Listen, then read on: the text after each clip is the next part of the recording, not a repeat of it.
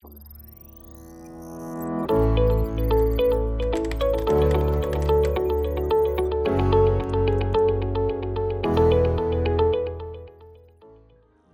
sejam bem-vindos ao Multicast número 62. Meu nome é Adriano Leite, sou responsável pela área comercial da Multi. Junto comigo, Luiz Paulo Aranha e Cássio Bruno, que são os gestores.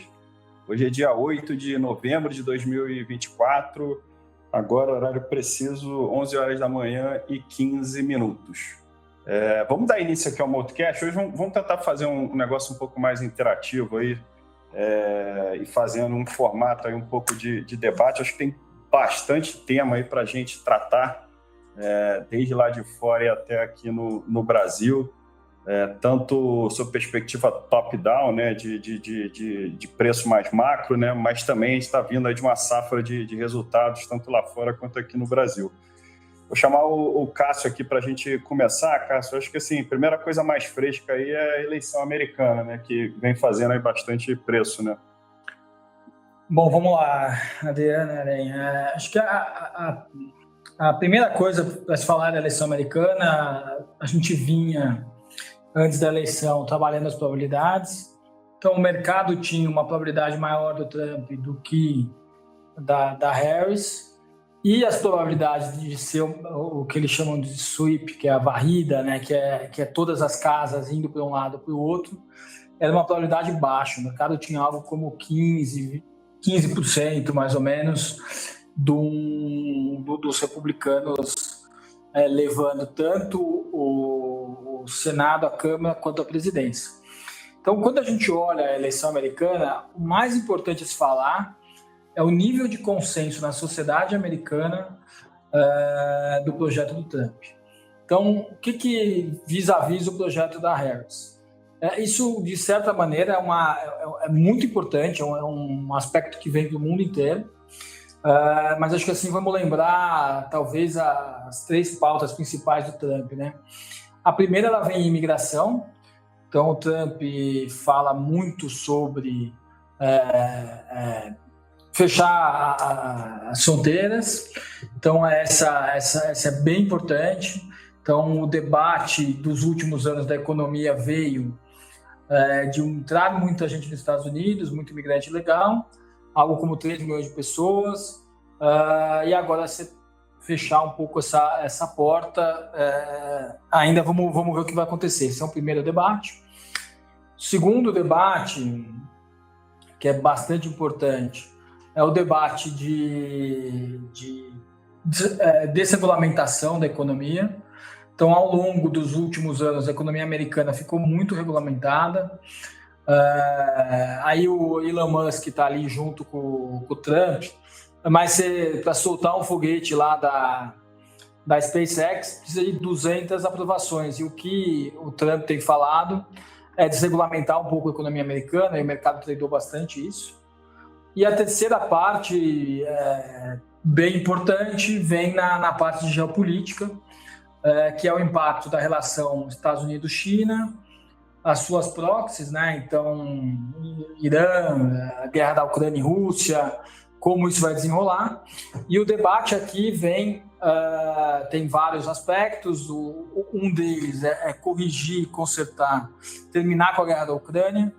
A gente não sabe como seria, mas existe esse debate, deveria aumentar a probabilidade de tal coisa.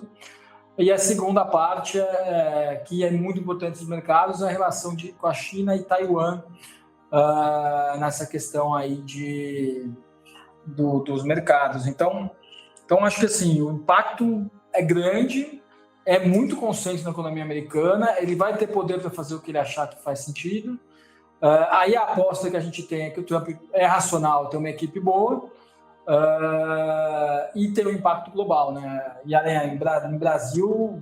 Então, acho que dá para fazer alguns paralelos, né? Eu acho que outra coisa importante é que, do ponto de vista do político, né, normal, quando você olha, a economia cresceu bem nos Estados Unidos, a inflação subiu, mas ela chegou no final, né, quase perto da meta do Fed. Em tese, né, quando você tem uma economia indo bem e o governante vai disputar uma reeleição, ele é reeleito. E isso não aconteceu. né? Então, a população, mesmo com desemprego nas mínimas, tem alguma coisa que incomodou muito a população e fez o governo trocar. E a gente consegue ver isso aqui no Brasil também, né? Então, a eleição aqui, né, teve uma grande vantagem, né, para os partidos de centro-direita, né, o contrário do que é o governo hoje. E quando a gente olha desemprego na mínima, o PIB crescendo 3%, não parece, né, que a gente aqui vive também uma crise, apesar do mercado, né, tá muito ruim de capitais, mas na economia a gente não sente essa crise e ainda assim a população está muito descontente, né? Então acho que tem esse ponto que é bem relevante, né? E acho que, resumindo, assim, né, o Trump é um governo mais pro-business, né? Acho que um pouco mais, uma postura mais forte na geopolítica. Então, tem grandes aí consequências. Mas lembrar, né, que o cenário base do mercado antes da eleição era o Trump. Então, o mercado já andou muito nos preços. Em cima desse cenário, tem que tomar um pouco de cuidado, né? Com essa... E a surpresa veio da magnitude, né? Da magnitude, da Câmara e do Senado também com o Trump, né? O que se esperava que fosse um negócio Trump com uma casa dividida, né? Exatamente. E agora, sempre, né, como todo político, ele vai lá prometer um monte de coisas e agora a realidade vai chegar e ele vai ter que acomodar, né, as promessas. Então, se ele vai mesmo colocar tarifa de 10% para tudo, a gente vai ver se isso vai ser, de fato, né, colocado em xeque, mas o dólar ele se apreciou muito porque as outras moedas se desvalorizaram bastante. Então tem já, assim, alguma coisa já no preço, então tem que tomar um pouco de cuidado, porque esse cenário já está muito no preço. A curva longa, né, dos Estados Unidos também abriu bastante, então acho que... O que acho que é importante falar é que o que é da consciência nos Estados Unidos é que o Trump é muito ruim para o fiscal porque ele vai abaixar taxa, vai abaixar imposto e não necessariamente vai reduzir gastos. Vai reduzir, né? Gasto, E acho que o que pode ser diferente é que eles vinham falando de um pacote grande de redução de gastos. Redução de gastos, né? Que está na pauta também do governo discutir isso. E aí, Cássio, assim, só até para a gente aproveitar que a gente está no global, acho que vale a pena falar um pouco, assim, o juro, né, nos Estados Unidos, né, teve decisão do Fed aí ontem, né, mais um corte, esse aqui agora de 25 bips, e por fim, acho que também a China aí nesse contexto aí também, né, enfim, acho que fica ainda mais aquecido, acho que a China por si só, com relação aos estímulos, e agora ainda com esse fator aí do Trump aí olhando para frente, né? Vamos lá, acho que 2 pontos importantes, assim, acho que da economia americana, o que veio muito diferente do que o mercado esperava, né? Não tem desaceleração na economia americana. Acho que essa é a primeira coisa, a coisa mais importante. Então, o fato de não ter tido desaceleração na economia americana, ela continua crescendo de uma maneira muito saudável, muito forte, fez com que o S&P fosse para as máximas, o mercado andasse. E o Fed ele estava preocupado com o mercado de trabalho e vendo a inflação convergindo para a meta, o 2%, o juro real nos Estados Unidos ficando alto.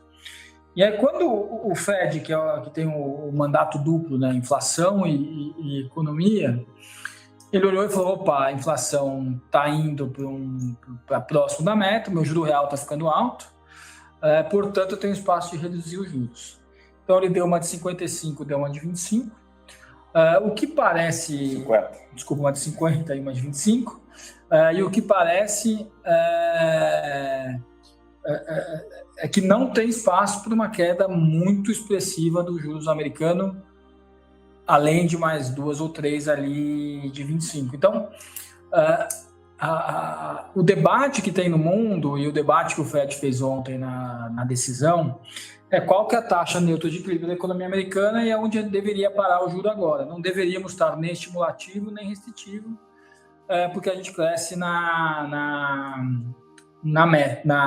no potencial. Então, esse é um debate difícil de ser feito, mas nos parece que não é um grande... Não entraremos no mundo com taxa de juros zero como foi lá atrás.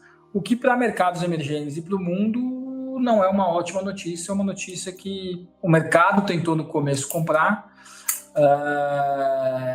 mas não foi. E aí a China, perante isso, perante uma situação grande, e um crescimento muito baixo na China, o que tem acontecido na China? Tem toda a questão imobiliária, mas a questão imobiliária trouxe para a China um impacto muito grande no consumidor.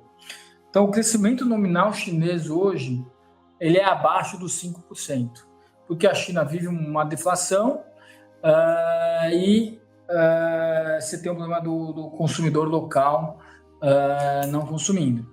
Principalmente porque a casa caiu, poupança do chinês em casa, confiança foi para baixo. Então, o que está acontecendo onde a gente acha que devem ser os estímulos na China? Estabilizar o mercado de imobiliário lá. Então, ele tem feito algumas coisas, e a principal coisa que está sendo debatida, não é certeza, é recapitalizar os bancos e dar dinheiro, recapitalizar o banco e comprar as casas que não foram completadas para serem completadas e segurar um pouco o mercado. Se isso acontecer e começar a virar um pouco o preço de imóveis e reacelerar a economia chinesa do ponto de vista de consumidor, aí seria bastante bom no Brasil. O mercado colocou alguma coisa no preço, mas ainda não sabemos qual que é a magnitude e não chegou onde o mercado quer. O mercado quer que o chinês dê um estímulo muito parecido com o que o ocidental faz, que é dar dinheiro na mão do consumidor para o consumidor reacelerar a economia. Então, isso não tem sido feito. Tem sido feito muito mais corrigir os problemas da economia do que dar o estímulo na ponta e deixar que o mercado melhore por conta disso. Beleza. E Aranha Brasil, acho que é legal a gente ir direto aqui, que a gente está numa semana aí bem aquecida de divulgação de resultados, lembrando que o trimestre anterior acho que teve uma tônica aí bem positiva, né, de lucro, né, de perspectiva aí das companhias. E agora, essa semana, a gente teve mais uma safra aí bem grande, principalmente das empresas cíclicas domésticas, né? Acho que vale assim, a gente comentar um pouco assim, e sair um pouco, a gente vai obviamente falar também dessa negócio macro, juros, esse estresse aí, enfim, que todo mundo fala, etc e tal. Eu acho até que a gente não tem nada assim tão relevante para acrescentar, mas está num contexto. Mas assim, eu queria falar assim de lucro, assim, como é que foi a perspectiva para frente e aí sim, acho que a gente pode falar, o Cássio também pode completar, desse técnico do mercado e dessa discrepância gigante entre o que a gente vê as companhias reportando e o dia a dia dos preços. Pois é, então a parte aqui, né, do mercado, da bolsa, e dos juros e do macro, as empresas estão indo muito bem. Então,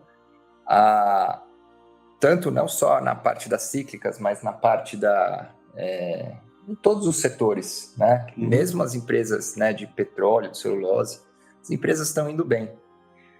E tem um problema que a economia vem crescendo, né? Já é quase o terceiro ano que a economia cresce 3%.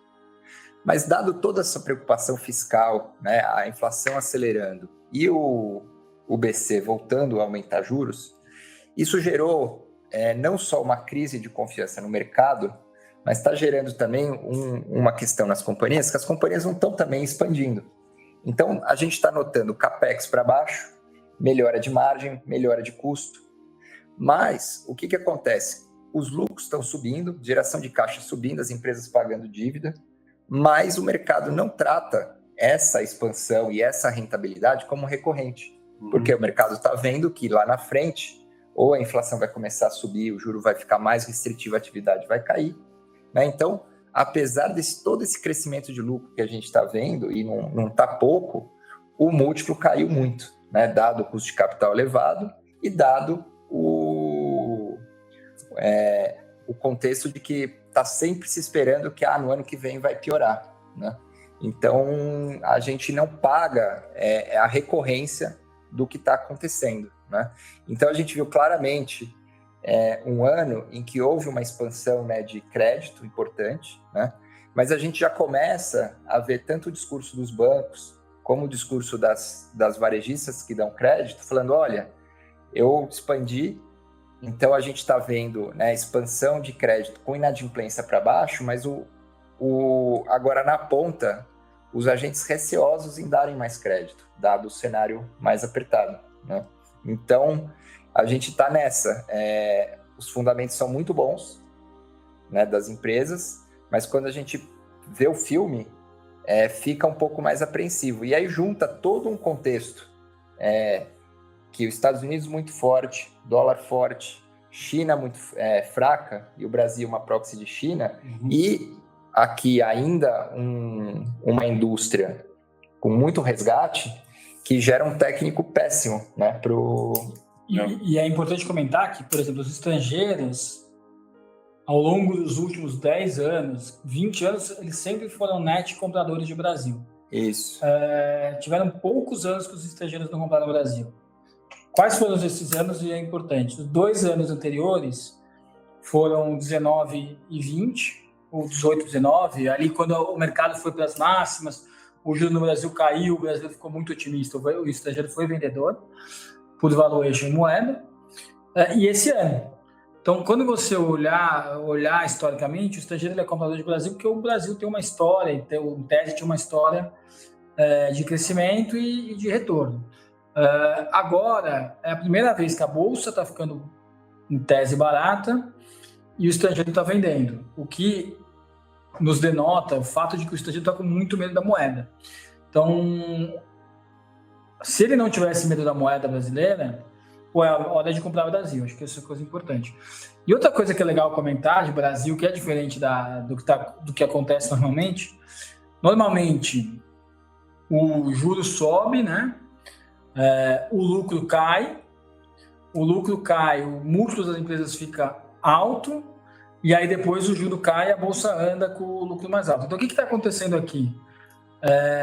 A bolsa não sobe, ela cai com o lucro subindo e o juro subindo.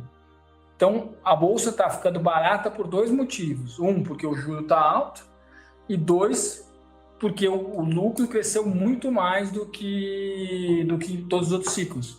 Então, se a gente tiver o cenário oposto, né, que é o quê? O risco do Brasil cai. Então, a gente estava debatendo o começo da eleição brasileira, né, da eleição global e o impacto da eleição na América do Sul. Aqui já teve o Milei, tem o Boric e o Petros, né, na Colômbia, o Petros e o Boric perdendo a eleição lá no Chile. Se você entrar num mercado em que o Lula não é reeleito, a gente vai ter uma conjunção de uma bolsa muito barata em múltiplo e um prêmio de risco muito grande para cair do Brasil. E aí, o que acontece? O lucro do Brasil cresce apesar do juros subir, porque as companhias não estão tão alavancadas e o crescimento econômico é muito grande. Então, essa que é uma coisa que está diferente das outras vezes. Agora vamos então ver na prática aí como é que a gente vê para frente aí esse baralho aí. Como é que a gente, enfim, vê aí perspectiva de crescimento de lucro posicionado aí nos fundos, né? Seja direcional ou em valor relativo. Vou começar com a Aranha, né? O Multicapital FICFI, ele fechou o mês aí meio que em linha com o Ibovespa, 1,54 para baixo. O Ibovespa de 1,60 no ano, menos 14,31 contra o Ibov de menos 3,33. E em 12 meses, 11,84 contra o Ibov de 14,84. Então, pegando o link aí, né, a gente está vindo aí de resultados recorrentemente bons e, enfim, toda essa confusão aí que faz o mercado não pagar. Como é que isso se traduz assim na carteira para tá posicionado? Então, foi um mês, né, um pouco no 0 a 0, né, com poucas alterações e pouca variação, né? Você teve ali uma variação mais negativa do Carrefour, muito mais pela questão técnica de MSCI, né? E uma variação mais positiva em proteínas e Usiminas. Então, assim, do ponto de vista da carteira, a gente continua comprado, né, nos ativos que estão se beneficiando, né, desse crescimento de lucros, né, ao passo que o mercado está punindo muito, né, essas empresas com múltiplos menores, né? Então a gente continua carregando, a gente tem pouca exposição a commodities, né, pelo cenário, né, da China pior e as commodities têm também um particular de um balanço de oferta e demanda um pouco mais folgado nos anos, principalmente petróleo, celulose. Então a gente tem uma posição mais em aço aqui, que se beneficia muito do mercado local. Então a gente continua aí comprando as empresas que estão caminhando bem e estão crescendo o lucro, mas o mercado punindo elas de forma mais exacerbada pela essa questão, né, global e de custo de capital que a gente vem falando. Legal. E, Cássio, vamos falar do Equity Hedge, né, que é o nosso long and short aí de valor relativo. O mês ele fechou meio que em linha aí com o CDI 0,57 contra um CDI de 0,93, no ano 0,75 contra um CDI de 8,99, em 12 meses 4,09 contra um CDI de 10,97. Como é que foi o fundo aí no mês? Teve algum destaque assim que vale comentar? Acho que assim, o principal destaque positivo ele vem de papel e celulose, né? A gente vinha há muito tempo posicionado em Suzano, a gente entendia que com o câmbio onde está e a celulose que já havia caído, o mercado estava punindo muito a companhia por conta da tentativa de comprar a International Paper. De certa maneira, ainda continua punindo, mas o mercado tirou um pouco esse prêmio. A gente entende que isso continua, a gente tem ainda a posição.